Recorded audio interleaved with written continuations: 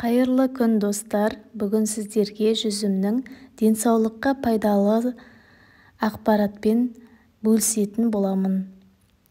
Жүзім қандай дерттерге дауа болады? Онкологиялық аурулардың алдын алады, жүрекке жақсы әсер етеді, тамырларды қатайтады, қан ұюының алдын алады. Жүзімді қаны қою адамдарға ұсынған жөн, өйткені ол аспирин секілді қанды таратып, жүрек жұмысын жеңілдетеді.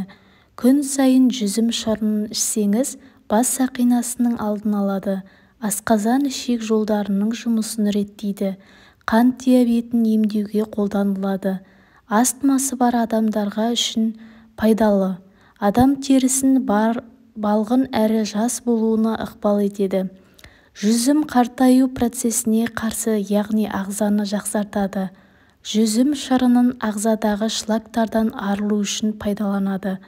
Жүзімнің қабығында орналасқан пигменттер иммунитетті нығайтады. Сол себепті қою түсті жүзім пайдалырақ болып есептеледі. Егер адам күн сайын бір стакан жүзім шырынын ішіп, бір үзім жүзім жесе, оған қандай да бір жұқпалы аурулардың белгісі дарымайды. Қазір медицинада қолданылуы түрлі фармацевтикалық компаниялар жүзімді бат өндіруде бұрыннан қолданып келеді. Олардың құрамында жүзім экстракттары кіреді. Әсіресе жүзімнің сүйегі мен қабығы жоғары бағаланады. Косметологияда ертеден бері жүзім сұлулық үшін пайдаланылады. Қазір кез келген косметикалық фирмалардан құрамында жүзім кездесетін өнімді таба аласыз. Бұл негізінен бетке арналған кремдер. Бұл кремдердің құрамында антитоксикантты өнімдер көп. Алайда жүзімнің көмегімен косметикалық өнімді үйде дайындауға болатынын да ұмытпаңыз. Жүзімнің ұлпасынан беттің майлылығын қалыпқа келтіріп, бетті сергектендіре түсетін маскалар жағуға болады.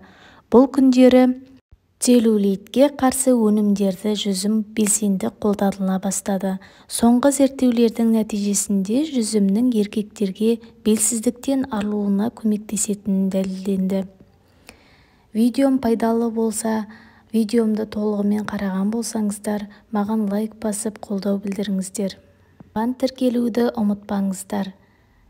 Тағы да пайдалы ақпараттармен бөлісетін боламын.